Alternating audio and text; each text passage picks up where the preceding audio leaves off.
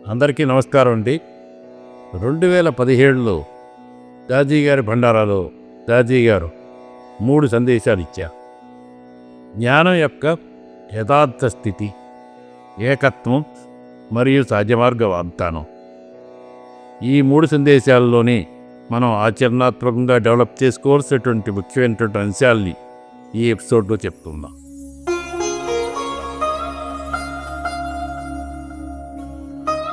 After every meditation, we have a special condition.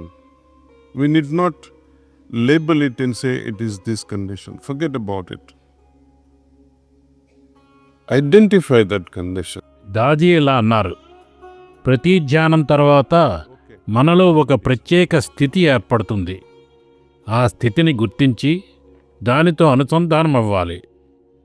ఒకవేళ మీరు ప్రశాంత స్థితిని అనుభూతి చెందితే అది ఎలా ఉందో పరిశీలించండి. ఆ స్థితిలో జీవించడం అంటే దానికి మరింత శక్తినివ్వడం అని అర్థం. మాస్టర్ మనకు శక్తిని పూర్తి మోతాదులో ప్రసాదించరు. బీజ రూపంలో ప్రసాదించిన దాన్ని పెంపొందించుకోవడం మన పని. అది ప్రశాంతత అయితే దాన్ని అంతర్గతంగా తీవ్రతరమయ్యేలా చేసుకోవాలి. శరీరం యొక్క ప్రతి కణంలో ఆ స్థితిని అనుభూతి చెంది ఆ తర్వాత దాన్ని మీ లోపల సూక్ష్మ స్థాయిల్లోకి చేరుకోనివ్వండి. అలా తీవ్రతనం చేసుకున్న ప్రశాంతతని మీలో ఒక భాగం చేసుకోండి. అప్పుడు దానితో ఏకమవుతారు. అప్పుడు అది మీ శరీరంపై, భావోద్వేగ మానసిక స్థితులపై ఎలాంటి ప్రభావం చూపిస్తోందో గమనించండి. దానితో ఏకమవ్వడానికి ప్రయత్నించడమే తయారవడం అంటే. ఆధ్యాత్మికత అంటే ఇదే. దీన్నే బాబూజీ మహారాజ్ ప్రతి బిందు వద్ద జరిగే విలీనమని అన్నారు. You all know how to remember the vowels A, E, I, O, and ఈ క్రమాన్నే మీ అవగాహన కోసం AEIOUలుగా చెప్పాను. అంటే acquire, eleven, imbibe, oneness, union అని అర్థం. అంటే స్థితిని పొందడం, దానిలో జీవించడం, దాన్ని జీర్ణించుకోవడం, దానిలా తయారవడం మరియు విలీనమవ్వడం. మన జీవితాలను నడిపించేవి మన హృదయాలు. గాలివాటానికి తిరిగే గాలి చక్రంలా మన సంస్కారాలను బట్టి మన హృదయాలు మారుతూ ఉంటాయి. మన సంస్కారాలు, విధిరాతలే సర్వం నిర్దేశించేవైతే మన జీవితాలు ఎప్పుడో ముగిసిపోయేవి. ఈ జనన మరణాలు అవసరమే ఉండేది కాదు. అందుచేత సంస్కారాలే అన్నింటికీ కారణం అంటే నేను ఒప్పుకోను. అదొక పెద్ద అపోహ. మనకు ఎంచుకునే అవకాశం ఉంటుంది అంటారు దాజీ. ఉదాహరణకి మనం ఒక ఐఫోన్ కావాలని అనుకున్నాం అనుకోండి. మనలో ఆ సంస్కారం సృష్టించేందుకు మన పూర్వజన్మలో ఈ ఐఫోన్ లేవు కదా. మరి ఎక్కడి నుండి వచ్చింది ఆ సంస్కారం? ఇలాంటి సంస్కారాలు పొందాలనే కోరికల జాబితాలోకి వస్తాయి. అవి ఏ బిందువుని ప్రభావితం చేస్తాయి. అవి ఐఫోన్ పొందాలనో లేక మరి ఏదైనా కావచ్చు. తద్వారా ఇవి మరికొన్ని ప్రేరేపణలు, ప్రవృత్తుల్ని సృష్టిస్తాయి. మన విధివ్రాత, సంస్కారాలు అన్నీ నిశ్చయమే ఉండవచ్చు, కానీ మనం వాటిని మార్చగలం. ఎందుకంటే ఎంచుకునే స్వేచ్ఛ మనకుంది. అత్యున్నత లక్ష్యాన్ని ఎప్పుడూ మనసులో ఉంచుకుని అందుకు తగ్గట్టు సాధన చేయమని, జీవనశైలిని మలుచుకోమని బోధించారు బాబూజీ. మనం ఎప్పుడూ ఏకత్వం గురించిన ఆలోచనలోనే ఉండాలి. మీ మనస్సు ఒకటంటే, హృదయం మరొకటంటే మీరు 2 ధ్రువాల వ్యక్తిత్వం ఉన్న మనిషి అన్నమాట. అవి 2 సరిపోలాలి. నిజాయితీగా ఉండడం అంటే ఇదే. మీకేదైనా ఇష్టం లేకపోతే ఇష్టం లేదని చెప్పండి. ఇష్టం ఉంటే దాన్ని మనస్ఫూర్తిగా చెప్పండి. ఇలాంటి సరళమైన నిజాలతో ప్రారంభించండి. మీ హృదయంలో ఉన్నది మీరు బయటికి వెల్లడి చెయ్యండి. అలా నిజాయితీగా ఉన్నప్పుడు ఎంత త్వరగా అభివృద్ధి చెందగలరో చూడండి అంటారు దాజీ. మన తల్లిదండ్రుల నుండి మనకు సంక్రమించిన జన్యువుల అమరిక స్థిరమైనది. మన విధి ఎంత స్థిరమైనదో అది అంతే. కానీ మనకు ఎంచుకునే స్వతంత్రంతో విధిని ఎలా మార్చగలమో అలాగే జన్యువుల అమరికను కూడా మార్చగలం. ఉదాహరణకి మీకు కోపం వచ్చినప్పుడు మీ ఆలోచనలు అస్తవ్యస్తంగా ఉంటాయి. గుండె వేగంగా కొట్టుకుంటుంది, బీపీ పెరుగుతుంది. అందుచేత ప్రతికూల స్వభావాలు మన ఆరోగ్యాన్ని దెబ్బతీస్తాయి. వీటితో ప్రభావితమైన మనస్సు ఒక తటస్థ ప్రేక్షకుల్లాగా ఉండదు, మెదడు నిర్మాణాన్ని ప్రభావితం చేస్తుంది. దయ, కరుణ లాంటి స్వభావాలు అనుకూలమైన నాడీ ప్రసరణని విడుదల చేసి ఆరోగ్యాన్ని, సద్భావాన్ని పెంపొందిస్తాయి.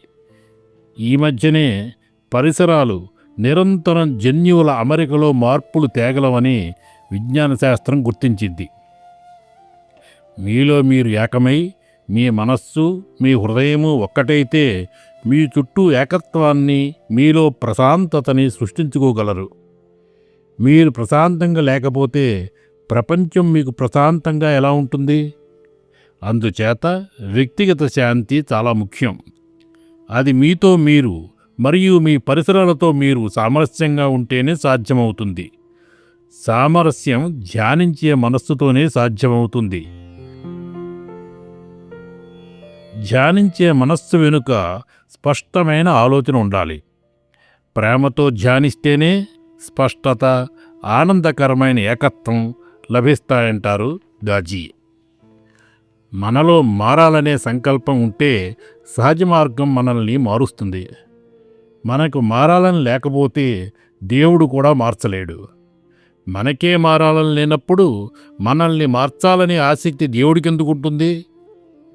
మారాలనుకునే వారికి సహజ మార్గంలోని ప్రాణాహుతి అద్భుతాలను సృష్టిస్తుంది. Babuji Maharaj used to tell Abhyasis, he says it is better you stay home and think of your master than come here and think of your home and your business all the time. మనం master వద్దకు వెళ్ళినప్పుడు కూడా ఎప్పుడు ఇల్లు, వ్యాపారాల గురించి ఆలోచిస్తూ ఉంటే దానికి బదులు ఇంట్లోనే ఉండి మాస్టర్ గురించి ఆలోచించడం మంచిదంటారు బాబూజీ. కొందరు మాస్టర్ వద్ద ఉన్న ఫోన్లతో తీరిక లేకుండా ఉంటారు. సత్సంగమైన తక్షణమే ఫోన్తో బిజీ అయిపోతారు. కనీసం ధ్యానంలో పొందిన స్థితిని కూడా గమనించకుండా మన ఎరుక బయటికి పోతే ఇక మనం ఎలా మారుతాం? మాస్టర్ వద్ద ఉన్నప్పుడే పరిస్థితి ఎలా ఉంటే ఇంటి దగ్గర పరిస్థితి ఏమిటి? మన దృష్టి అంతా అంతర్ముఖంగా దివ్యత్వంపై నిలిపి అది అంతటా ఎలా వ్యక్తమవుతోందో చూడాలి. అది మనం చేయవలసిన అభ్యాసం. దీన్నే పతంజలి అష్టాంగ యోగంలో ప్రత్యాహారమని అంటారు. దాని విస్తరణే నిరంతర స్మరణ. ప్రత్యాహారం మన శక్తులన్నిటినీ ఒకే తోట, అంటే ఒకే లక్ష్యంపై కేంద్రీకృతమై ఉండేలా చేస్తుంది. మనం వివిధ మార్గాలను సృష్టించినప్పుడు శక్తి బలహీనపడిపోతుంది. మన మెదడులో వివిధ త్రోవల్ని ఉంచుకున్నట్లయితే మన పరిమితమైన ప్రయత్నాలను బలహీనం చేసుకున్న వాళ్ళం అవుతాం. అసలు మన ప్రయత్నాలే పరిమితం. పైగా వాటిని అనేక విషయాలకి పంచుకుంటూ పోతే అవి మరింత బలహీనమైపోతాయి. మనది శిక్షణనిచ్చే సంస్థ కనుక ఇక్కడ ఈ సాధన ద్వారా మన ధ్యాసను, శక్తులను, ఇష్టాలను, సంకల్పాలను ఒకే దిశలో పెట్టడం నేర్చుకోవాలి.